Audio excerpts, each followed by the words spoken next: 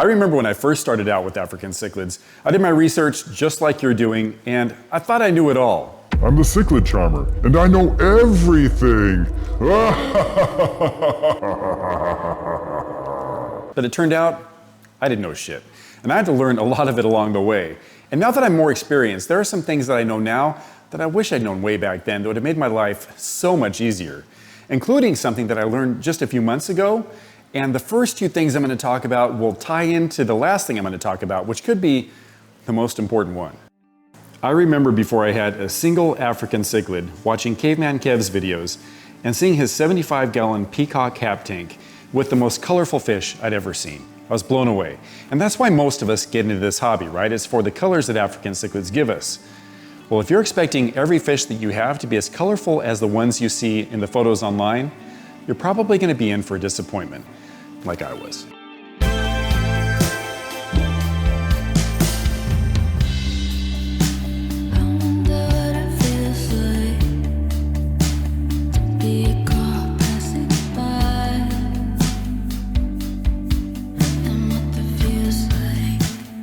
African cichlids are some of the most gorgeous freshwater fish you can keep. That's pretty much why we keep them, even though they're completely insane. Right now I have 3 African cichlid tanks. Attica, my 75-gallon Mbuna tank that I just rescaped a few months ago. My 55-gallon Grow Out quarantine tank with the 10 new fish I just unboxed last week from Andre Pitre at the library. The link to that video is in the upper right corner. And then the tank that they'll be plopped into after that of quarantine in just 3 more weeks, Alcatraz, my 240-gallon, 8-foot-long peacock and hap tank. Lots of color in, well, most of these fish. Way back when, I was under the assumption that all my African cichlids would be just as pretty as those photos you find when you look them up on Google, or the photos that they show you on their seller websites. But then you get them, and you start to realize that a few of them might look amazing, but there are some others, well, not so much. In fact, you might even wonder if you have a male or not, because you've heard that females are just a drab gray, and some of your new boys are too. Don't get me wrong, you might actually have some females if you ordered from a questionable seller selling you guaranteed males, like I did when I wound up with my 3 female assassin African cichlids. That's these ladies right here. Well, you're going to find that some of your boys are going to be a lot more colorful than others, because those intense colors are dependent on quite a few things that you might not know about. Of course, you need to give them good water, nice and clean, and feed them good food for them to look their best. But even then, you might be disappointed. African cichlids don't color up nicely unless they're feeling good about things. And if they're intimidated by some of the other nut jobs in your tank, then they're just going to color down, which means drab-looking fish for you. And they can turn it on and back off again whenever they want. Like Eduardo here. He's my thick-skinned obliquidens who looks brilliant one day and then like a pale ghost of a fish the next. Having females in the tank will really cause the guys to color up, but it's also going to magnify the crazy in them, so most of us completely avoid that. Maybe not so much with Mbuna, which many fish keepers actually have females with their males, and it works out.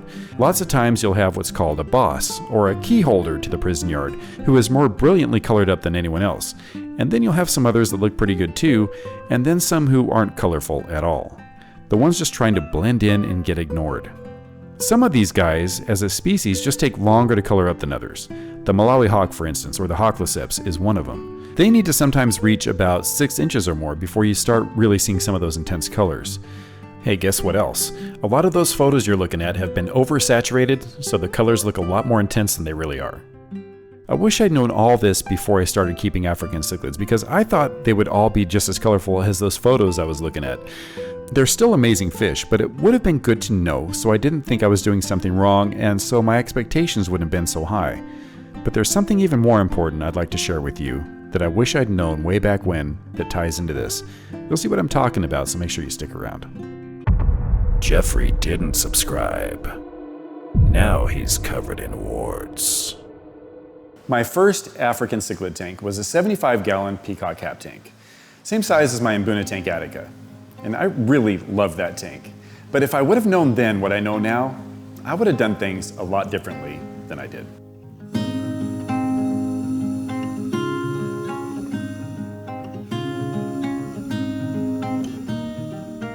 "75 gallons is a decent size for quite a few different types of fish.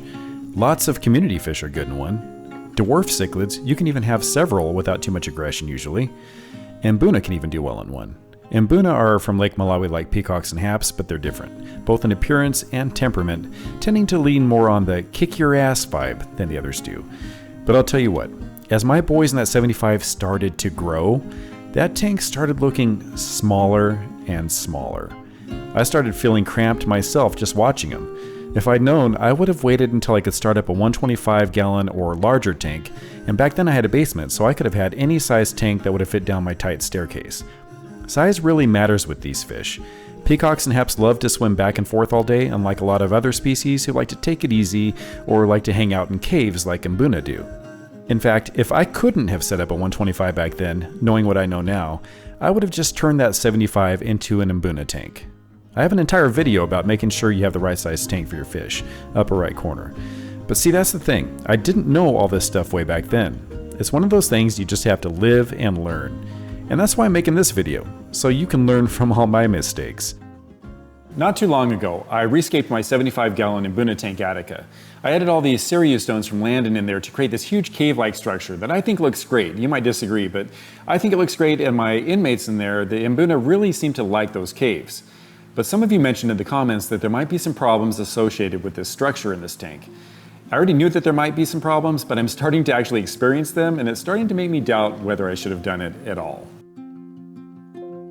They're a really interesting type of Malawi cichlid. Mine are all males, but if you can get some harems going, you can have an entirely different and probably more satisfying experience than what I'm having. At least that's what I've been told. I've never had harems myself, just the males.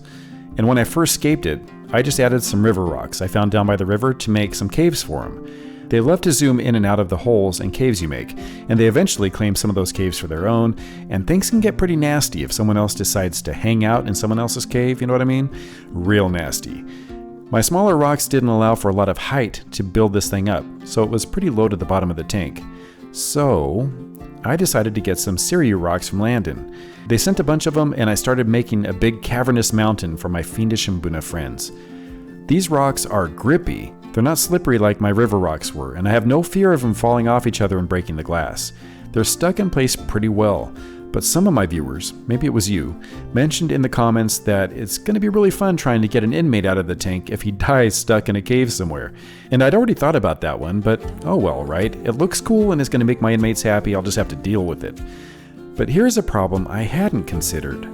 As I've mentioned, these fish can be very aggressive, so I watch to make sure I don't see anyone getting picked on. But what if I do see someone getting their ass kicked in here? You know what it's like trying to catch a fish without 1,000 caves in your tank, right? Well, it's going to be damn near impossible in this tank.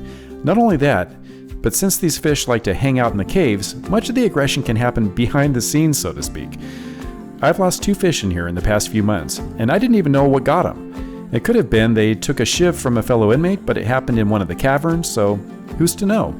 The warden, that's me, can't see it, so to them that's as good as it never happened. The only good news about that is the last time I did a water change, the current from the influx of water from my pump and the inch diameter hose blew the dead guy out of his hole, so I could at least see that he was dead in the first place. Well, I could at least see what was left of him. Cannibal Mbuna bastards. A good way around this to make it easier to deal with the problems when you have a mountain of rocks would be to glue several of the sections together, so if you need to get to the bottom somewhere or catch someone who needs to go, then you can just remove several sections at a time without having to disassemble each individual rock, which is a complete pain in the ass to do. Then it would be easier to reassemble your rock mountain, so it's something I should do, but that's a project for another day. They tell you to never add just a single African cichlid to an existing tank. Always add 3 to 5 of them. Because the fish that you have in your tank now are going to be really aggressive, and if you just add one fish, every fish in that tank is going to want to tear that one fish apart, and he's probably not going to make it. So 3 to 5 helps distribute that aggression.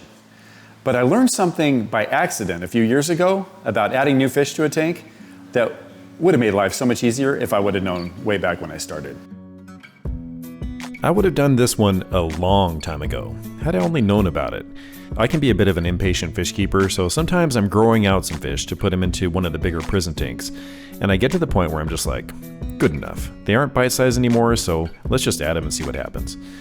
I was actually pretty nervous about adding my first 5 fish that were smaller to my main tank full of bigger fish the first time I did it. Would they get ripped apart before I even had a chance to get them out of there?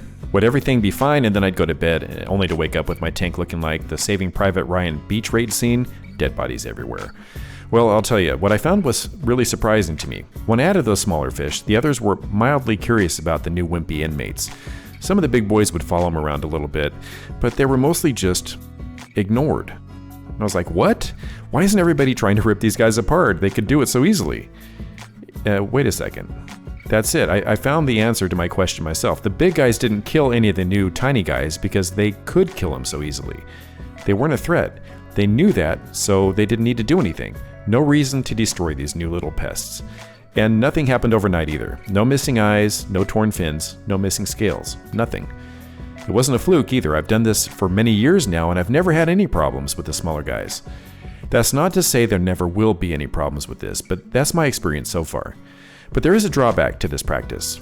When you add smaller fish like this, they might have been radiating colors in their quarantine tank, but those colors are very, very likely to just fade away into oblivion. You're going to have a bunch of gray inmates, and it can take them longer now to color up because you added them to your tank when they were much smaller than the others. So it'll take longer for them to build up that confidence that they need to color up. So you might need a little bit more patience if you do it this way. I think it's pretty cool that I found this out, actually, even if it wasn't because I'm so smart, but simply because I just kind of stumbled across it. Now this one that I wish I'd known way back when actually ties into the first two things that I told you about, and it could be the most important one. If you watched the last video that I released about the 10 fish that I received from Andre Petre over at the library, then you might have some idea of what this one actually is about. And if I would have known this way back when I first started, it would have saved me years of complications. Okay, on to the most important thing I wish I'd known long ago.